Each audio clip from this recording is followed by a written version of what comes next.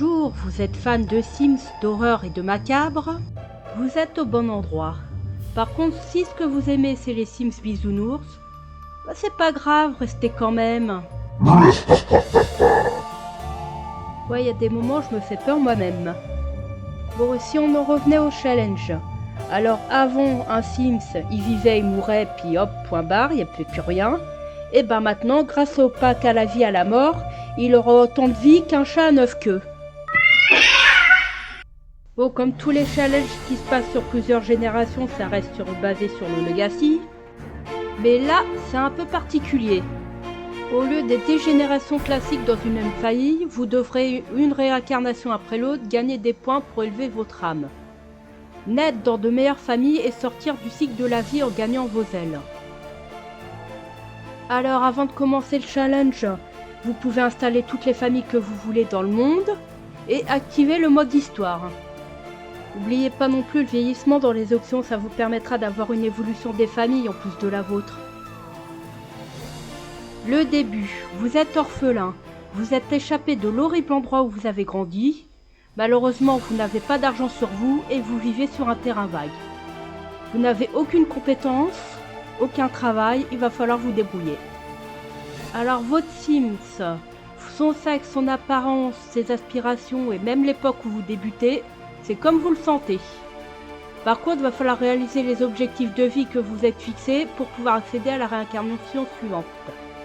Vos points sont remis à 0 à chaque réincarnation, mais vous gagnez un bonus de 10 points si vous réalisez vos objectifs sans passer par la case fantôme. Alors passons aux règles du challenge. Pas de code ni de mode qui vous aide à tricher, mais si vous voulez rajouter des CC ou des remplacements par défaut pour vous plonger dans une époque, il n'y a pas de problème. Et l'autre règle, c'est que vous ne pouvez pas changer votre condition de vie avant l'adolescence. Si vous avez des parents pauvres, vous restez avec des parents pauvres. En bref, vos parents subviennent à vos besoins, mais n'espérez pas qu'ils deviennent milliardaires pour vous faciliter la vie. Paragraphe suivant. Alors j'ai établi un barème. Bon, il faudra voir au fil du temps si c'est jouable ou s'il faut le réajuster.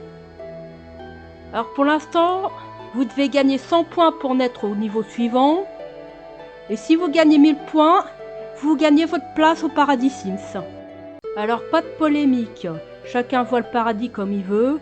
Si vous, ce que vous voyez, c'est des angelots qui grattent de l'arc sur les nuages, c'est comme vous voulez. Alors on va faire un tour rapide des bonus et des malus.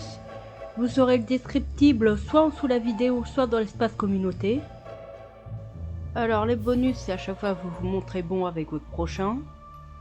Par exemple, don à une œuvre de charité, adoption, enfant ou animal, création d'une œuvre d'art ou d'un best-seller, bonne éducation d'un enfant, y compris votre Sims quand il est lui-même, aspiration réussie, mariage réussi, c'est-à-dire fidélité, bonne entente entre époux, carrière au niveau 10, compétences au niveau 10, diplôme à l'université, case fantôme et réputation au maximum. Les malus c'est pareil, c'est quand vous êtes méchant vous perdez des points.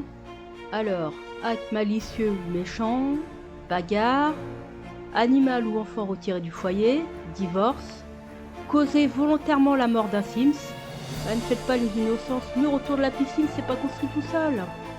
Des mauvaises notes, acte de cruauté sans entraîner de mort, genre un Sims qui pue, bah c'est un Sims qui souffre, hein, bande de monstres. Alors le système de réincarnation, ça va de parents SDF qui vivent sur un terrain nu à des milliardaires qui vivent dans une splendide villa. Faudra en faire du chemin pour passer de l'un à l'autre. Bon voilà, on a fini. Alors qu'est-ce que vous pensez de mon challenge ?